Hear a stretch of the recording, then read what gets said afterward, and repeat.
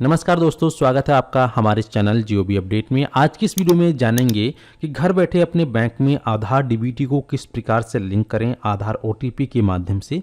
तो सबसे पहले आपको अपने मोबाइल फ़ोन में या कंप्यूटर में जो भी आपके पास डिवाइसेस है उस डिवाइस में आप गूगल में सर्च करेंगे npci.org.in और इसकी ऑफिशियल साइट पर आप चले आएंगे, या फिर इसका लिंक मैं आपको अपनी वीडियो की डिस्क्रिप्शन बॉक्स में दे दूंगा। इसका लिंक पर क्लिक करने के बाद आपके सामने इस प्रकार से पेज ओपन हो जाएगा। अब आपको अपने बैंक में आधार डीबीटी को लिंक करना है या फिर चेंज करना है या फिर डी लिंक करना है। तो इसके लिए आपको इस पेज पे आने के बाद यहाँ आपको ऑप्शन मिलता है कंज्यूमर का। आप कंज्यूमर पर क्लिक करेंगे।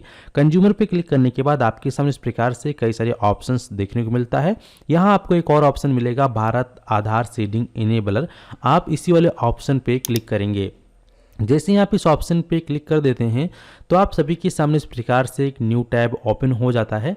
यहाँ आपको ये टाइमिंग चलता हुआ दिखाई देगा। इसी टाइमिंग के अंदर आपको अपना काम कंप्लीट करना होगा। अगर ये टाइम कंप्लीट हो जाता है और आप अपना काम कंप्लीट नहीं कर पाते हैं तो कोई प्रॉब्लम नहीं, दोबारा से आप इसी साइट पे आके दोबारा से पेज ओपन करेंगे, दोबारा से ये टाइमिंग आपका चालू हो जाएगा। ठीक है, तो टोटल आपको 8 मिनट का टाइमिंग मिलता है। 8 मिनट के अंदर ही आपको सारी प्रक्रिया कंप्लीट करनी है। तो आपको अपने बैंक में आधार डीबीटी को लिंक करने के लिए इस प्रकार से आपको पेज देखने को मिलेगा। लेकिन सबसे पहले आपको ये चेक करना है कि आपके बैंक में आधार डीबीटी लिंक है या नहीं है। अगर लिंक है तो उसका स्टेटस क्या है। तो इसके लिए आपको यहाँ पर रिक्वेस्ट फॉर आधार सीडिंग का एक ऑप्शन मिलता है, इस पर क्लिक करोगे। यहाँ आपको गेट आधार मैपेड स्टेटस का ऑप्शन दिखाई देगा, इस पर क्लिक करोगे। यहाँ पे आप अपना आधार कार्ड नंबर डालेंगे।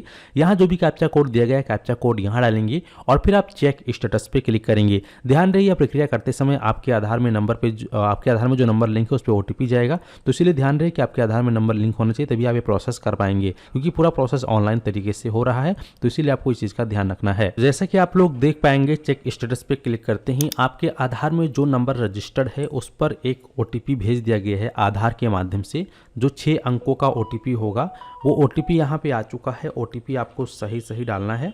तो ओटीपी यहाँ पे डाल देने के बाद अब आपको सबमिट बटन पे क्लिक करना है। जैसे ही आप सबमिट बटन पे क्लिक करोगे तो आप देख पाओगे कि इनका जो आधार नंबर है दिख जाएगा। यहाँ पे इनका मैपिंग स्टेटस इनएक्टिव है, जो कि हमें एक्टिव करना है। अगर यहाँ पर इनएक्टिव रहेगा तो ऐसे में जो भी गवर्नमेंट सब्सिडी होती है वो इनको नहीं मिल पाएगा, क्योंकि आने वाले समय में या अभी भी जितनी भी गवर्नमेंट आपको सहायता राशि प्रोवाइड करती है वो आधार डीबीटी बैंक अकाउंट में आता है, यानी कि सीधा आपके आधार नंबर के थ्रू आपके बैंक अकाउंट में आता है। आपसे कोई भी एक्स्ट्रा अकाउंट नंबर नहीं मांगे जाते हैं। फिर चाहे वो आपका पीएम किसान सम्मान निधि योजना हो या फिर आपका लाडली बहना योजना हो या फिर आपका कोई पेंशन हो, ये किसी भी प्रकार की जो भी स्कीम गवर्नमेंट के माध्यम से लॉन्च की जाती है, तो जो भी इस समय सहायता राशि आप सभी को मिलती है तो वो आधार डीबीटी के थ्रू ही मिलती है। तो ऐसे में ज़रूरी है कि आपके बैंक में आपका आधार सीडिंग एक्टिव होना चाहिए। अगर इनएक्टिव है तो ऐसे में उस सर्विस का आप लाभ नहीं ले पाते हैं। तो इसीलिए अब इस वाले आधार को बैंक से लिंक करना, एक्टिवेट करना ज़रूरी है। तो यहाँ पर देखेंगे पहले ये इस वाले बैंक में यहाँ पर मैपेड था, लेकिन अभी किसी कारणवश इनएक्टिव हो गया है। इनएक्टिव तभी होता है जब आपके बैंक में आप अपना केवाईसी कंप्लीट नहीं कराते हैं। तो खैर कोई दिक्कत नहीं है। अब यहाँ पे ये बैंक है, चलिए हमें दूसरे बैंक में इसको आधार से डीबीटी लिंक को चेंज करना है। हमें दूसरे बैंक में आधार डीबीटी लिंक करना है।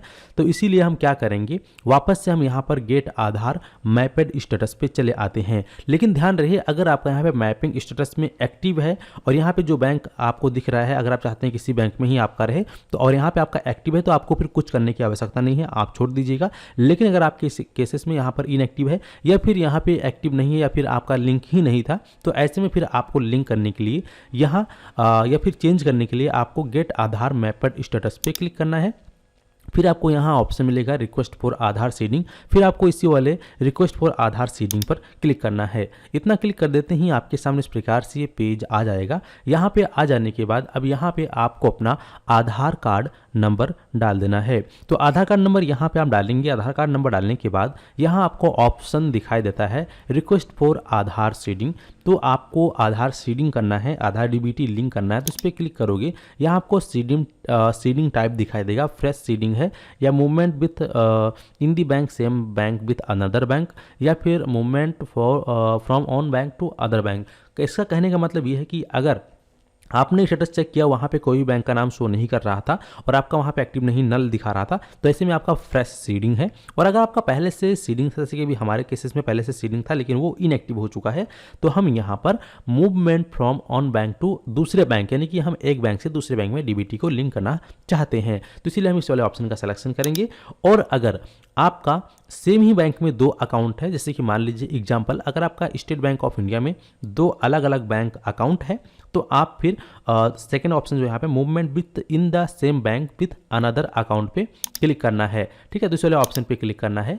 इसके बाद फिर यहाँ पे आप अपना बैंक का सिलेक्शन करेंगे। तो यहाँ पे चलिए हम तीसरे नंबर का सिलेक्शन करेंगे, क्योंकि हम एक बैंक से दूसरे बैंक में डीबीटी को लिंक करना चाहते हैं।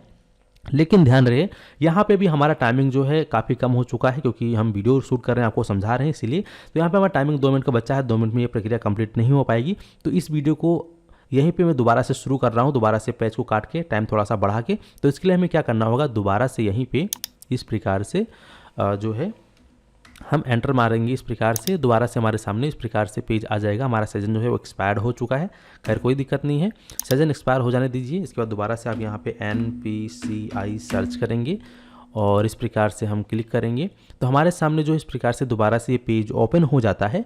फिर से हम कंज्यूमर पर क्लिक करेंगे, क्योंकि हमारे पास भाई टाइम कम था, क्योंकि टाइम अच्छे से अच्छा होना चाहिए आपके पास में, तभी आप कीजिए। अदरवाइज आप करते हैं OTP डालते हैं तो आपका सेशन एक्सपायर हो जाएगा, फिर क्या फ़ायदा है ना, फिर आपको दोबारा करना पड़ेगा। तो इससे अच्छा है कि आपके पास एक अच्छा टाइम होना चाहिए। तो फिर हम कंज्यूमर पे क्लिक करेंगे। अब यहाँ पे भारत आधार सीडिंग इनेबलर पे हम क्लिक करेंगे। जैसे ही हम इस ऑप्शन पे क्लिक कर देते हैं, इस प्रकार से पुनः हमारा टाइमिंग चालू हो चुका है, 8 मिनट हमें मिल चुका है।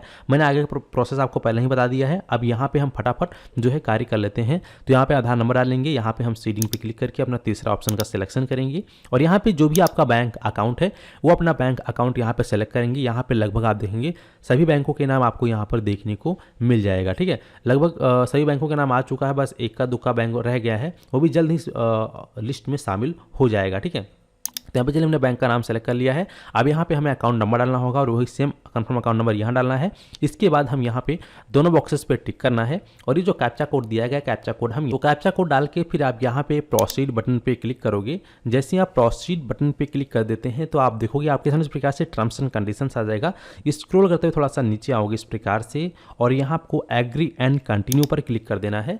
जैसे ही आप एग्री एंड कंटिन्यू पे क्लिक करोगे, यहाँ पे शायद हमने कैप्चा गलत डाल दिया था, चलिए दोबारा से हम यहाँ पे कैप्चा को सही तरीके से फिलअप कर लेते हैं। अगर आपका भी कैप्चा गलत हो जाता है तो इसी प्रकार से आपको भी प्रॉब्लम आ सकता है, तो खैर कोई दिक्कत नहीं, दोबारा से आप कैप्चा डालेंगे। दोबारा से हम प्रोसीड पे क्लिक कर देते हैं। टर्म्स एंड कंडीशन इस प्रकार से स्क्रॉल करते नीचे आना है, एग्री एंड कंटिन्यू पे क्लिक करना है। जैसे आप एग्री टू कंटिन्यू पे क्लिक करोगे तो आपके उसी रजिस्टर्ड नंबर पर एक OTP जो है वो भेजा गया है। तो जो OTP आपके पास आया, दोबारा से ही आपके पास जो OTP आया होगा वो भी आधार OTP आया होगा, तो वो OTP आपको यहाँ पे सही तरीके से फिलअप कर लेना है। OTP हमने यहाँ पे टाइप कर दिया है। अब यहाँ पे हम सबमिट बटन पे क्लिक करेंगे। जैसे ही आप यहाँ पे सबमिट बटन पे क्लिक कर देते हैं तो इस प्रकार से इंटरफेस आएगा। तो हम एक बैंक से दूसरे बैंक में ट्रांसफ़र कर रहे हैं, मूवमेंट कर रहे हैं, तो इसलिए हम यहाँ पे ओके पर क्लिक करेंगे।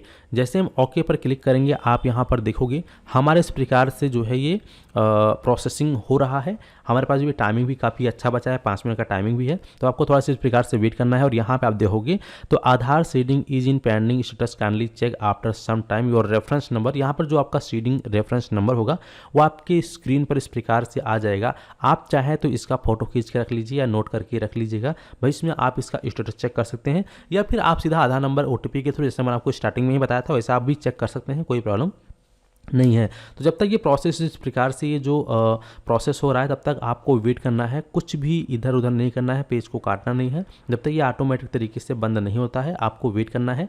और ध्यान रहे इसी प्रकार से आपको सही तरीके से करना है। तो उम्मीद करते हैं कि आप लोग अच्छे से समझ गए हैं। अगर जानकारी आपको अच्छी लगी है तो वीडियो को लाइक कर दीजिएगा और चैनल पर पहली बार आए हो तो फटाफट चैनल को सब्सक्राइब कर लीजिएगा और इस वीडियो को और भी अपने दोस्तों मित्रों तक शेयर कर दीजिएगा ताकि वह लोग भी घर बैठे इसी प्रकार से कर पाएँ, ठीक है। तो यहाँ पे देखेंगे हमारा जो है बैंक की तरफ से भी कोई रिस्पॉन्स नहीं आ पाया, इसलिए कैंसिल हो चुका है NPCI के माध्यम से। तो ऐसा इसलिए हो क्योंकि दोस्तों आज मैं जो है वीडियो जो शूट कर रहा हूँ शायद आज संडे है, तो सकता है कि संडे वाले दिन जो है बैंक का सर्वर या फिर बैंक बंद होते हैं, तो इसलिए बैंक से हमें रिस्पांस न मिल पाने के कारण से यहाँ पे हमारा कैंसिल हो चुका है। इस प्रकार से आपके सामने मैंने दिखा दिया आपको। लेकिन अगर आप बैंक वर्किंग डेज में करते हैं तो जाहिर सी बात है कि आपका जो आधार डीबीटी लिंक है वो हो जाएगा। ठीक है, सो उम्मीद करते हैं कि आप लोग अच्छे से समझ गए हैं और इस प्रोसेस के माध्यम से कितने लोगों का आधार डीबीटी सक्सेस हो चुका है, लिंक हो चुका है। कमेंट सेक्शन में आप लोग हमें ज़रूर बताइएगा और इस वीडियो को यहीं समाप्त करते हैं और मिलते हैं आपको एक नए वीडियो में। धन्यवाद।